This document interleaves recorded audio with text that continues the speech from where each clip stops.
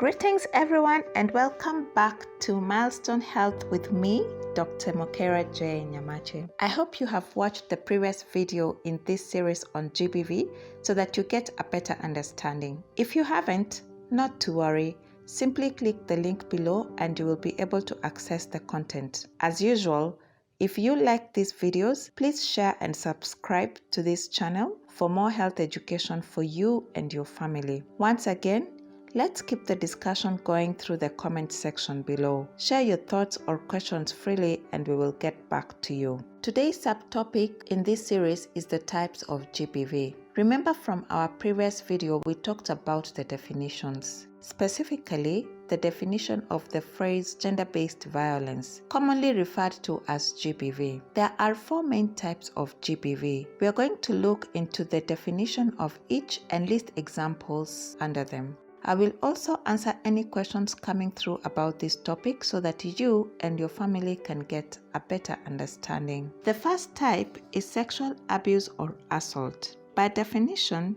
sexual assault or abuse is the involvement of a person in sexual activity that he or she does not agree to. It is a violation of the person's right to choose or say no to participation in the act. It doesn't matter the relationship between the person refusing and the person insisting and or coercing them. As long as one of them does not want participation or involvement, it becomes sexual abuse. Examples include touching without consent, rape, attempted rape, gang rape, defilement, sodomy, child prostitution, child trafficking for sex, prostitution with persons with mental disabilities, child pornography, indecent assault, incest, exploitation of prostitution,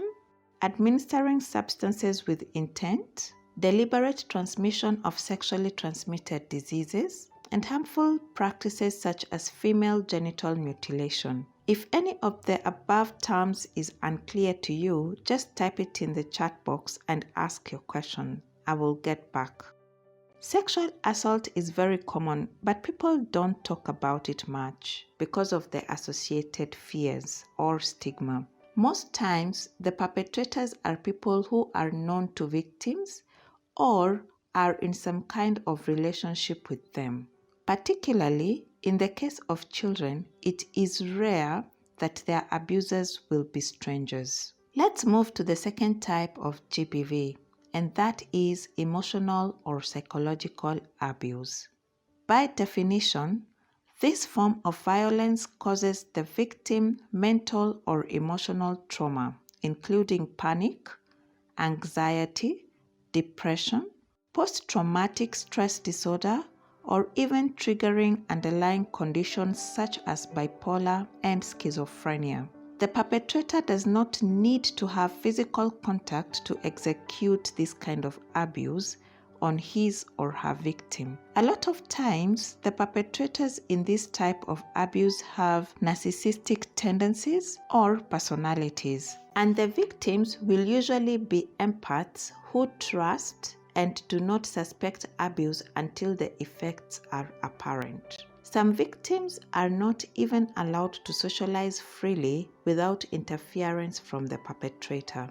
Examples of this form of violence include ridicule, mockery, name-calling, and any form of gaslighting, which leads the victim to doubt themselves constantly. Now, to the third type of abuse, physical abuse. This is the most commonly talked about because it is rather obvious. For most communities, other forms of abuse may not get much attention because they are less visible to the observers, and sometimes even the victims don't know they are undergoing abuse. This particular type of abuse, however, is rather obvious because physical contact inflicting pain will often happen.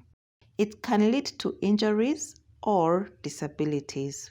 Different parts of the body may be involved, and for some perpetrators, they are careful to hurt their victim in parts of the body that are usually covered in clothing. Last but not least is the economic abuse. It is defined as one person, the perpetrator, taking control over another person's, that is the victim's, access to economic resources. Hence, reducing the victim's ability to support themselves and forcing them to depend on the perpetrator financially. It also includes the control of the victim's earning potential by preventing them from getting education or jobs or business opportunities. Economic abuse is most commonly perpetrated by intimate partners, and it is difficult to know because often victims are afraid of the consequences from their partner.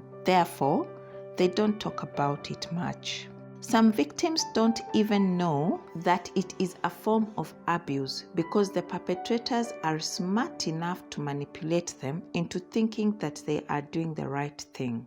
As I conclude this video today, I realize that some of the terms might be new to you and may require further discussion. Feel free to hit the link below and leave your questions or comments, and let's keep talking. Remember, good health is the secret to thriving in any milestone. Until next time, stay safe and do not accept to remain silent about GBV. You could save a life by talking.